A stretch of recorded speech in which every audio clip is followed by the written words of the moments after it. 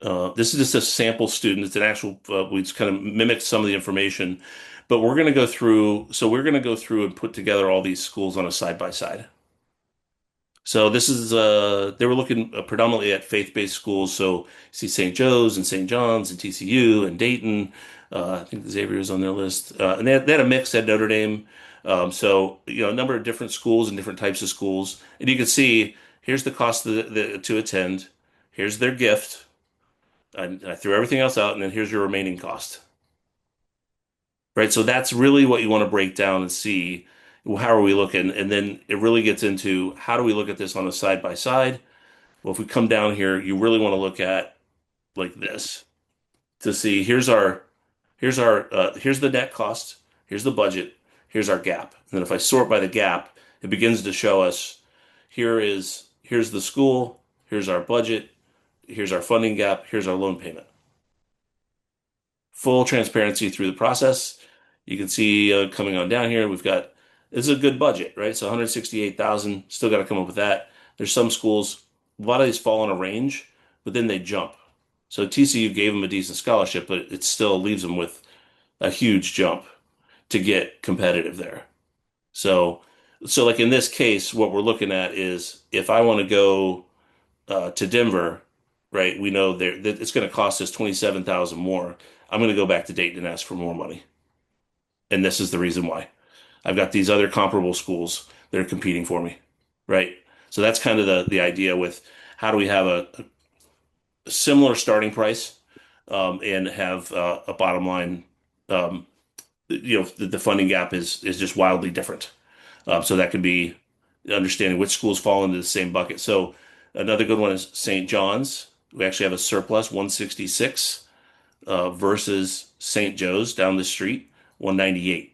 It's costing us almost 35,000 more. They have almost the same sticker price. I'm going back to St. Joe's if that's my target school and ask them for more money. So that's kind of but if you can do this homework, it makes it a lot easier to say, you don't need to tell them your budget. You just need to show them that, hey, when we look at those awards side by side, it's just not, we can't do it.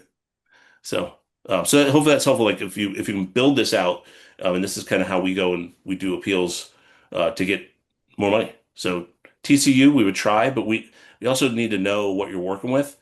Like Notre Dame, they gave you their money. It's all need based.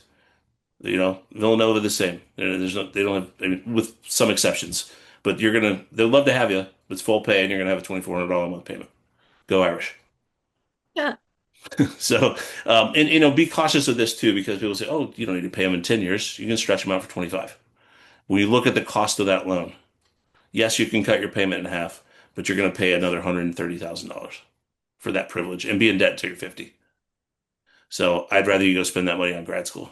Because if you can get into these schools, you're likely going to grad school. Yep. Very likely. And you got some great choices on this list. You're going to get a Yep. great education. So, at a lot of these places. So, Yes. The um, challenge we run into so often is families, they often have SAIs that are relatively high, like in the 200s or 300s, and they want to pay the premium for the highly selective education, but you're paying the full amount for that. And it is mhm, a significant stretch. Now, if your SAI is lower, a lot of these schools, we're talking the Notre Dames, we're talking the Harvards, we're talking the Princetons, they have so much money for need-based aid, but that is where they're focused. They're looking at families that have high need. mhm, 200K that you can afford out of pocket according to their SAI per year is not high need in their eyes. mhm. Yeah, and they don't care where you live. Like working with people across the country, if you live in California or Boston or New York, like you're gonna make more money by default. They don't care.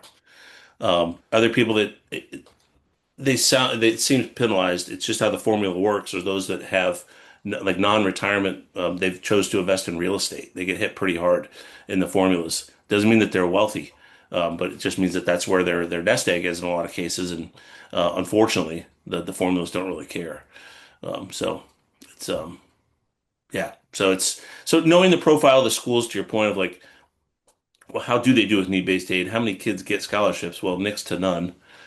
Most of those scholarships are athletic at Villanova, and the same at Notre Dame. So even though it may say some kids we have some, but it's just highly unlikely. But need-based aid, they'll do pretty good. Notre Dame would do even better. And the question for a lot of families becomes, if we're still in this process, how do you find those schools? That's where our the tools come in to say, like, how do you search? So I set up a search for medium-sized schools that are private schools, and this show me the schools that'll give me the most merit scholarship money. And that's how I would build your competition list.